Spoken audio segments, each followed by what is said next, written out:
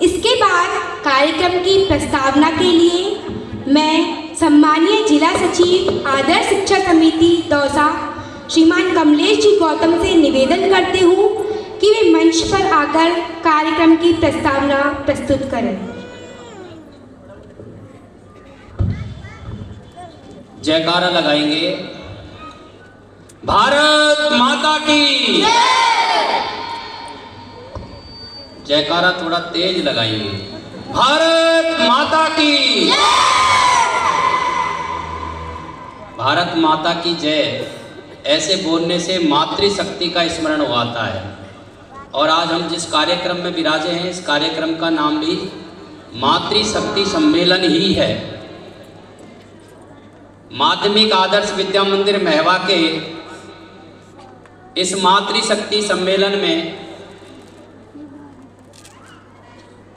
मंचस्थ अतिथि महानुभाव, भैया बहनों के कुशल और श्रेष्ठ निर्माण में लगे हुए हमारे सभी श्रेष्ठ आचार्य बंधु, आचार्य बहनें, प्रधानाचार्य जी, और जिनके कारण से ये मातृशक्ति सम्मेलन सफल हो रहा है, ऐसे आप सभी माताएं। आमंत्रण पत्र मिला है, मातृशक्ति सम्मेलन है, तो एकदम प्रश्न दिमाग में आता है कि आखिर हमें क्यों बुलाया गया है। मातृशक्ति सम्मेलन की आवश्यकता क्यों है? बालक के निर्माण में माता की क्या भूमिका होती है? माँ कौन होती है? माँ के क्या कर्तव्य है? इन सब बातों पर विशद चर्चा करने के लिए माध्यमिक आदर्श विद्या मंदिर महवा की ओर से आपको इस कार्यक्रम में आमंत्रित किया गया है। ये जो जितने भी प्रश्न हमारे दिमाग में आए हैं, इन सब प्रश्नों के समाधान तो हमारे कार्यक्रम के मुख्य वक्ता श्रीमान गोविंद कुमार जी हमारे बीच में रखेंगे।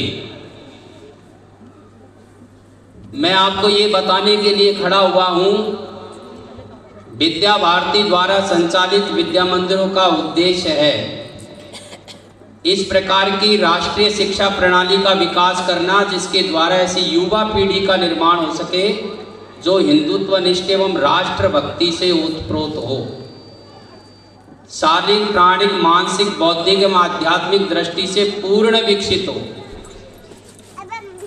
जो जीवन की वर्तमान चुनौतियों का सामना सफलतापूर्वक कर सके और उसका जीवन ग्रामों, वनों, गिरी कंदराओं, झुग्गी झोपड़ियों में निवास करने वाले अपने बांधवों को शोषण, अन्याय से मुक्त कराकर राष्ट्र जीवन को समरस, सुसंपन्न, सुसंस्कृत बनाने के लिए समर्पित हो।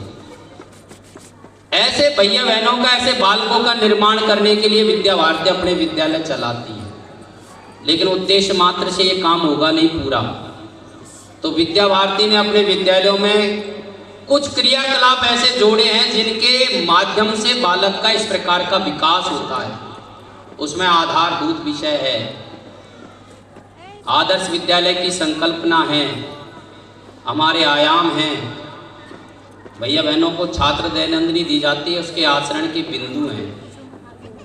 ये सतत विद्या मंदिरों में चलते रहते हैं। लेकिन इस उद्देश्य के साथ साथ विद्या भारती का समाज जागरण का उद्देश्य भी है। केवल भैया बहनों का निर्माण नहीं हो, तो भैया बहन जिन परिवारों से आते हैं उन परिवारों में भी विद्या भारती का विचार जाए। जिस समाज से आते हैं उस समाज में भी विद्या भारती का विचार जाए कि विद्या भारती आखिर इस देश को कहाँ ले जाना चाहती है।